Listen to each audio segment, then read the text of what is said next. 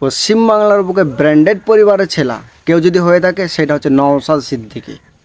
আর হ্যাঁ, সেই মানুষটা গরিব মানুষের জন্য, সত্যের পথে লড়ার জন্য, অন্যায়ের প্রতিবাদ করার জন্য নিজের জীবনটাকে বিলিতন করে দিয়েছে। 42টা দিন জেল খেটেছে শুধু সত্যের পথে থাকার জন্য, অন্যায়ের প্রতিবাদ করার জন্য, গরিব মানুষদের পাশে দাঁড়ানোর জন্য।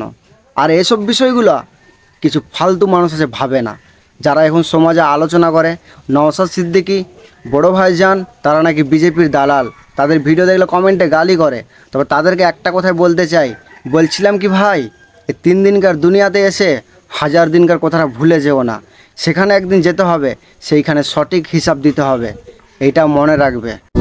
পশ্চিমবঙ্গের সব থেকে ব্র্যান্ডেড পরিবারের ছেলে যদি হয় সেটা নওশাদ সিদ্দিকী।